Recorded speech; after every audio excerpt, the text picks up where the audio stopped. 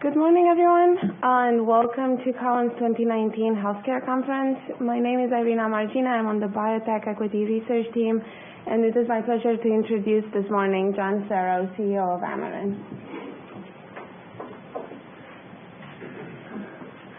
Thank you for that introduction, and thanks everybody for joining me here this morning.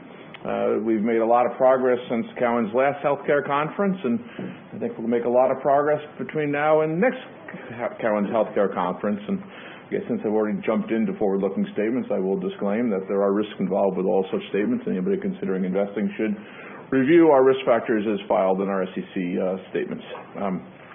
So Amarin's in the cardiovascular space, and cardiovascular disease, as hopefully you know, is enormous and worsening, public health burden.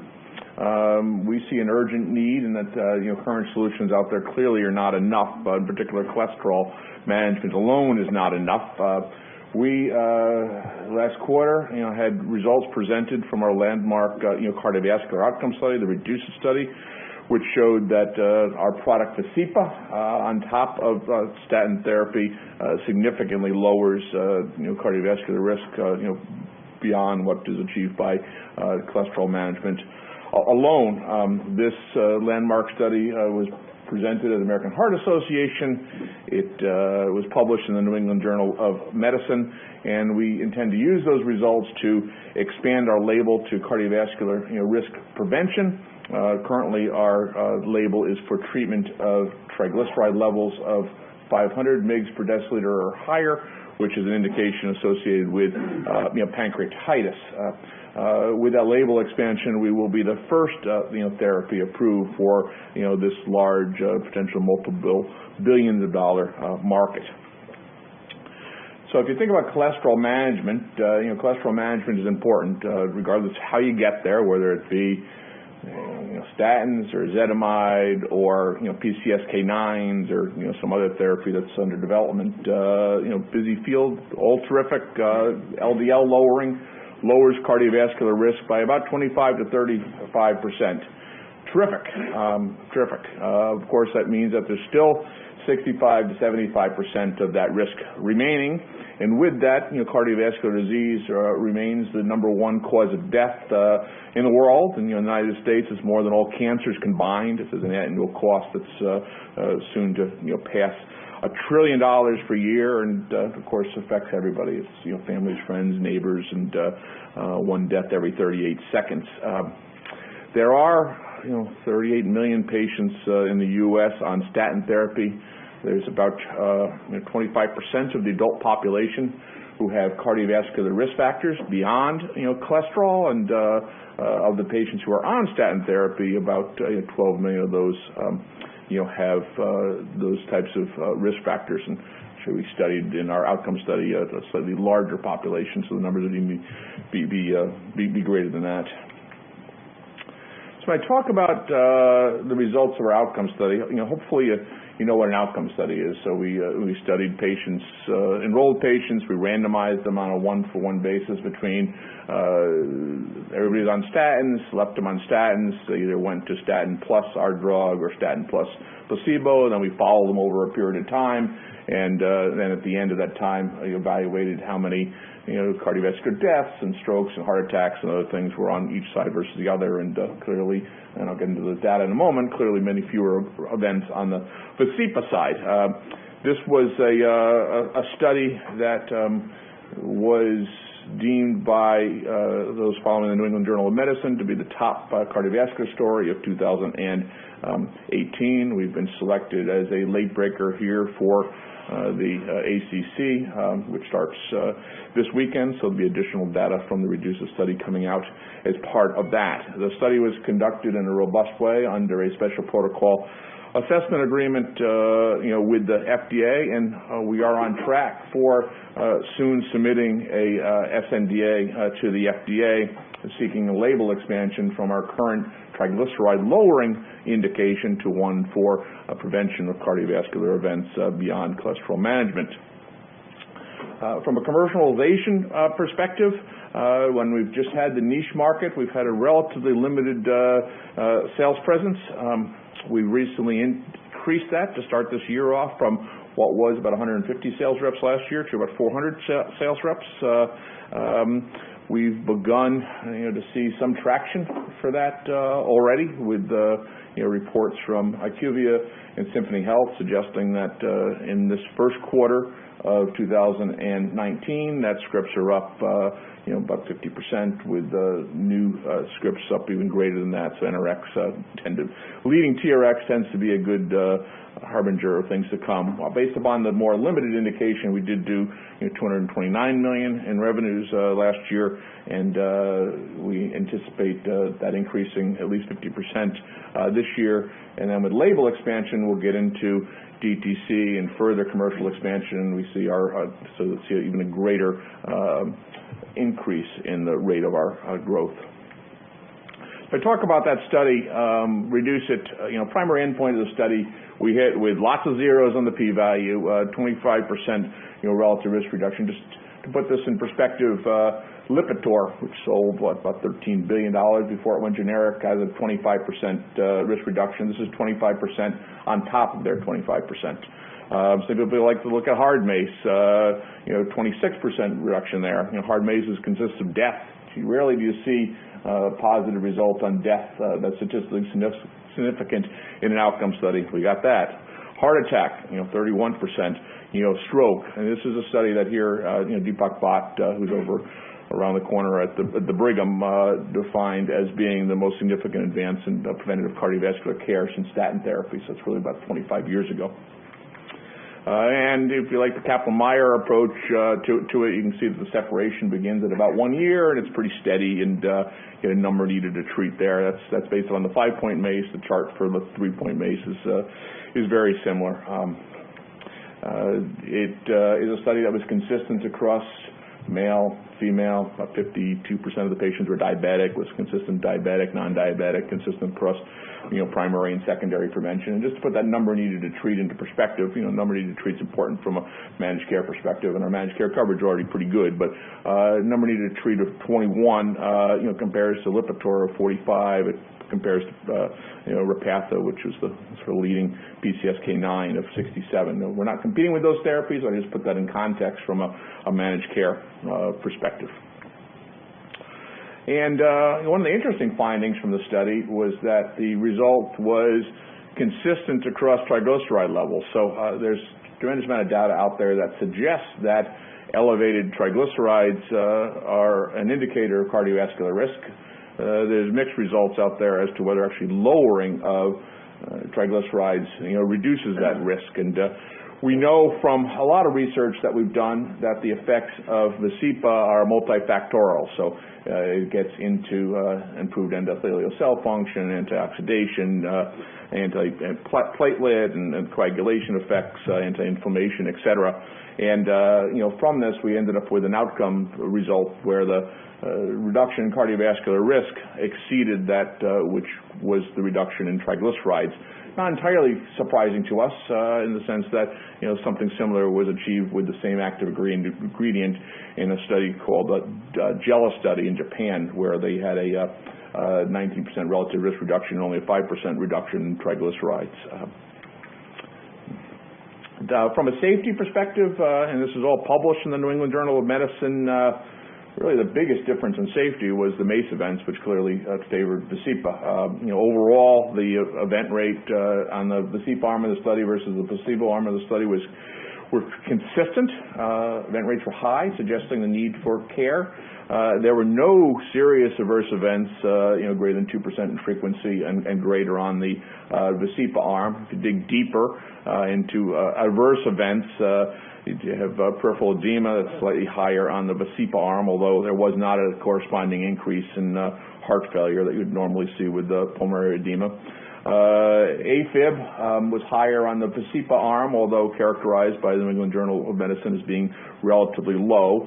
And downstream effects of AFib tend to be things like heart attack and cardiac arrest and sudden death, and yet they declined 31%, 48%, and 31% in this study, which sort of begs the question, is it really a factor of Vascepa having an effect on AFib, or is Vascepa really preventing patients who might have had more serious effects from having those more serious effects, and more studies likely needed there. Bleeding was a little bit higher, was probably consistent with the antiplatelet and anticoagulant effects of the drug, although also considered low by the New England Journal of Medicine. And just for context, the rates were lower than what you've seen in a lot of studies of aspirin, for example. But so overall, a well-tolerated safety profile consistent with that of omega-3s. For perspective, again, statins work. They lower cardiovascular risk by about 25 to 35%. You see the cholesterol managing therapies out there with Zetia on the improvement study, or Zetamide, about 60%. You see the two PCSK9s, about 15%. We don't compete with those folks. That's all on the cholesterol side, but just putting this in context. Canakinumab on the anti-inflammatory side had a 15% reduction, but for a variety of reasons, they're not pursuing that for commercialization, one of those being a very expensive or high-priced therapy, probably not intended for broad use. We've got the omega-3 mixtures like Leveza, which always amazed me that sold $1 billion per year before going generic. It raises LDL by 49% for its approved indication. It last year failed two separate outcome studies, one the ASCEND study and the other the VITAL study.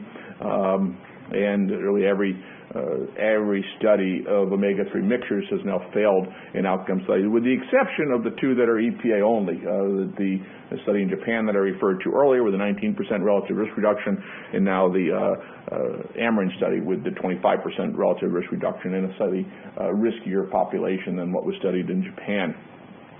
Lots of therapies have been tried, sort of this risk sort of beyond cholesterol management, CETP inhibitors being maybe the most notable, but also things like fenofibrates and niacin have failed. So this really positions us to be the first in treating this tremendous risk beyond cholesterol management. The field of lipid management, and particularly the field of omega-3s, is complex. I think it's not appreciated, the degree of science behind this. And we've spent over $500 million in developing Vascepa. The single active ingredient in the drug is gospenthenoic acid. It has been deemed by the FDA to be a new chemical entity. It is unique in its molecular structure. But molecular structure in and of itself isn't enough. But also these are very sensitive molecules, and if it's not treated appropriately throughout the manufacturing process and beyond, you get oxidation and damage, and it just doesn't behave the same way. Its length is much shorter than, say, DHA, which is another commonly used omega-3 molecule, and it, by being shorter, it appears to get into endothelial cells more efficiently, improve endothelial cell function and signaling, and in a way that DHA cannot. With DHA is a little longer and sort of seems to cause some disruption there, which may contribute to its inhibiting LDL clearance. And just a graphic here. So if you think about endothelial cells coat the vessel walls through which blood flows. There is science showing that by our product getting into the endothelial cells, it's helping to sort of smooth those cells out, which makes it more difficult for plaque to adhere, and in some data suggesting that plaque actually regresses, and the downstream effects are also less inflammation, less foam cell formation, sort of a whole cascade of effects. A lot published on this mechanism of action with references on our website if people want to get into it in more detail. So from a commercial expansion perspective, the U.S. market is our top priority, and there we're trying to transform, we're moving to transform ourselves from the niche opportunity that we've been marketing to, which was based on triglyceride lowering, to the outcomes-based opportunity in the cardiovascular space. We already have good managed care coverage, and with the number needed to treat at 21, we anticipate that will improve further. There's already been, since we've launched, over 5 million prescriptions for Vascepa written. I'm on the therapy. I never had troubles getting managed care coverage, so I think we're pricing this drug sort of similar to where statins were priced before they went generic, and that makes us affordable for patients. We're approaching this with the idea that this really is a therapy for treating millions of patients. We have recently expanded the number of physicians that we're targeting from what was about 20,000 physicians to over 50,000 physicians. Feedback from healthcare professionals, whether it's cardiologists or general practitioners or endocrinologists, has been strongly positive, and we intend to expand the promotion that we're doing after we have the expanded label. In parallel, we continue to strengthen relationships. We had over 40 publications last year. I think we have when we get out of ACC this year, we've got 6 different presentations going on. We've got some other publications this year. We'll be on a pace to do something similar, this year in terms of data that comes out. We have multiple suppliers in multiple countries, which gives us risk mitigation there and a strong foundation for supporting considerable growth. We have patents, now over 50 patents, majority with expiries in 2030. We did agree with Teva that they could come in with a generic in August of 2029, so a little over 10 years from now. Internationally, we've got a clinical trial going on in China through a partner there. We're working on registrations in other parts of the country, other parts of the world, and we anticipate filing in Europe this year as well. Just sort of perspective, if you go back 25 years in the cholesterol management side of things, people were dealing with resins which didn't particularly work, and then you got statins and PCSK9s and ezetimibe, all terrific, and $40 billion in revenues on an annual basis before those statins went generic. We see ourselves at the same stage as statins were 25 years ago, that you've got phenofibrates, you've got niacin, you've got DHA-containing omega-3s that have all failed. Huge opportunity. We think we're just getting started, and with 25% relative risk reduction, beyond statin therapy, we think that we can help millions of patients with this drug.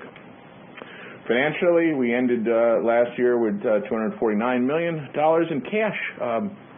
Thanks to some of you here in this room. Appreciate that. We have no traditional debt. We do have a royalty-like instrument, which there's another $89 million to be repaid based upon a 10% royalty. And our capitalization is summarized there. We are a company that did our development work in Ireland, and we've got some fairly significant loss carry-forwards, which I look forward to eating through. With that, I conclude my prepared comments, and I do thank you for all starting the day with us. Thank you. So are you going to take questions here? I don't know what is it? Is there questions here? Yeah. Okay. I have time for questions. Does anybody have questions? Maybe I'll start. You mentioned the 50 patents for the EPA molecule, and I'm just wondering if you can briefly summarize what type of patents are and exactly what they cover. Yeah, so we have over 50 patents. Most of them are not related to the molecules.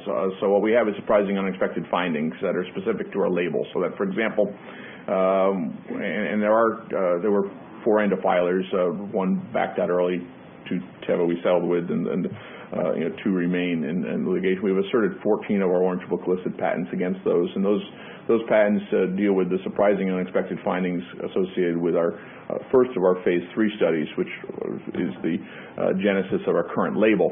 And there, the patents are around. I'll just give one example. I think all those patents are terrific, but one example is patenting the use of highly pure coursebenzenoic acid for the treatment of patients who had triglyceride levels greater than 500, resulting in triglyceride reduction without increasing cholesterol. And that's unique from the perspective that even if you put patients with very high triglycerides on diet, their cholesterol tends to go up. Leveza, in that population, the cholesterol went up by 49%, and consistently you've seen cholesterol go up in that population. So being able to show something different for that was deemed to be unique, and the ANDA filers have acknowledged that were they to have generic products, that they would infringe that patent. It's central to our label. So that's just an example of one claim and one patent. And then at ACC, what kind of data do you expect? So anytime ACC deems data to be a late breaker, it is by definition new data that they believe is of clinical significance. That being said, they would get very upset at me if I said today that which was going to be presented on Monday at their late breaker. So we will undoubtedly have a press release on that data on Monday. There are, in addition to that late breaker, there are 5 other, poster presentations being made on a variety of different, subject matter. And I know that ACC is already sending around a variety of different advertisements to attendees of make sure that they're coming to various sessions on, treatment of cardiovascular risk, beyond, cholesterol management. So they seem to get it. But in terms of the specifics of what's being presented there, I have to wait. When you get your label extension, are you going to change your pricing strategy? So from a label expansion perspective, we continue to believe that the best approach here for maximizing shareholder value and patient care is to have this product be available to patients. And I think if one were to look at something like PCSK9s, I think they stunted their growth a bit by having been too expensive, and then having backtracked from that. Our current pricing is similar to if you had statins still branded, not generic. The pricing there, and I mentioned Lipitor got to about $13-14 billion based upon that pricing. So I don't think that's a bad pricing model. There will be at least one, if not 2, pharmacoeconomic analyses done this year relative to our product, and given the 25% relative risk reduction. And given the our pricing, which is about a fifth of where PCSK9s came out, anticipating if they used calculus similar to what we've seen for pharmacoeconomic analysis for PCSK9s, that result will look favorable for Vascepa. We're always looking at what the appropriate way is to maximize value for the company. But at this point in time, we don't have any plans for any dramatic price change. When are you going to resubmit? We should have the SNDA submitted sometime before the end of this month. There's a collation phase of taking all of it and getting it all electronically collated, and we're in that mode at the moment. It's a resubmission, right? But you got a complete response letter. It's a supplemental submission. So we have an approved NDA. For treatment of patients with triglycerides greater than 500 mg per deciliter, and this would be a supplement to that. And there may be a follow-on question to that might be, what's the FDA's approval time on supplemental SNDA? And there, the standard approval time is a 10-month approval time. We're anticipating that it will be a 10-month approval time. We will request priority review, and certainly with a 20% death benefit, and given the enormity of what's been accomplished here and publication in the New England Journal of Medicine and safety profile that's already well known, there's arguments as to why that could potentially occur, but FDA won't make that assessment until they've seen the filing. The filing will consist of over 200,000 pages of data, and they have to go through all of that. So we probably won't hear from FDA on whether it would be standard review or priority review until probably the day 74 letter being 74 days after they've accepted the initial submission. Other people have asked will there be an AdCom or not, and similarly we are expecting that there probably will be an AdCom. This is potentially 1 in 4 adults in the United States, and AdComs are done for a lot of different reasons, and I would hope if they would have an AdCom that one of the things that they would stress, which is something they have stressed to us in the past, is that this study isn't just about triglyceride lowering. In fact, this study is not a validation of triglyceride lowering. The study is a validation of Vascepa in treating patients with elevated triglycerides, which is quite different. So that if a drug were to try to come in behind us, just by showing that triglycerides go down, you're not actually that's not a pathway to approval. There's been a lot of drugs that have shown that triglycerides have gone down, like fenofibrates, niacin, or Leveza, and those drugs have all failed in outcome studies. So there's some messages that FDA might choose to make if they have an AdCom, but again, we don't know that for sure. We will prepare for an AdCom. I think it wouldn't be surprising for a opportunity or patient need of this size for them to have one. And in the meanwhile, before the formal label extension, the sales rep can still discuss the reduced results, correct, with the doctors? So we reached an agreement with the FDA a few years back, subsequent to a lawsuit that we had with them that we won on First Amendment basis, that allows us to communicate information which is truthful, non-misleading to healthcare professionals, not consumers. So we're not out doing TV ads right now talking about cardiovascular risk reduction.